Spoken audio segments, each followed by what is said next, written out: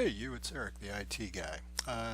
Tonight we're going to do something a little different. Instead of programmers tips for civilians, this is just a little inside baseball and something that's just kind of cool. I want to talk to you today about the dreaded 404 resource not found error. You can see here the 404 not found error is a hypertext transfer protocol HTTP standard response code. Basically, I'm not going to read that to you. What it means is you've requested a file or a page and it's not present on the server, and the server throws up its hands and issues something like this. You've probably seen the Google one. 404, that's an error. The requested URL, whatever the hell it is, was not found on this server. That's all we know.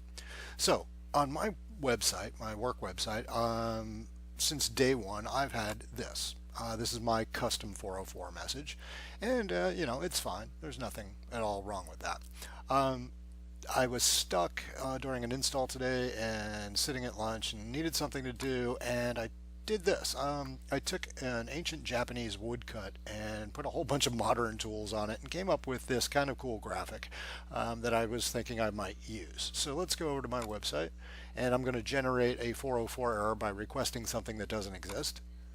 And here it comes, 404 resource not found. We've looked everywhere, sorry. You could try retyping the URL. I'm going to have to reset this in a second, you'll see why.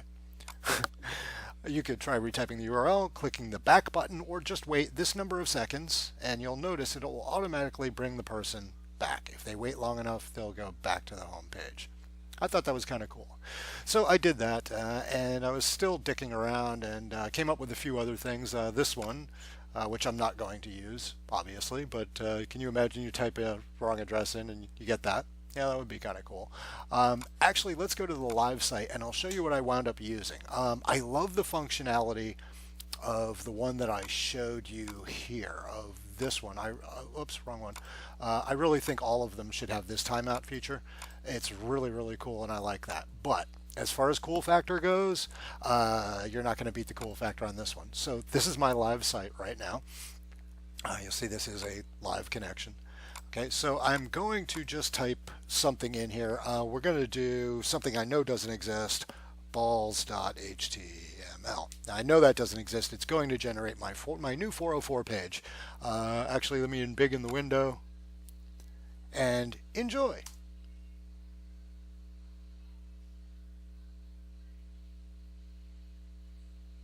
I absolutely love it. It's all done in CSS. It's just a CSS file and an HTML file. I don't use CSS and HTML at all. I'm a real programmer, so I had to use a cheat sheet. But yeah, 15 minutes work, and I think it looks pretty cool. Go back to the site. So yeah, that's just a little inside baseball on these. Oh, actually, I could show you one more thing. Let's actually go to my site. I've got it network mapped. So what you can do if you own a website, you can just go into your root directory right here, and what you're going to look for is the htaccess file. If it doesn't exist, you can just make it, and I'll actually pull mine, and you'll notice there's only one line in here, and I'll show you what it does.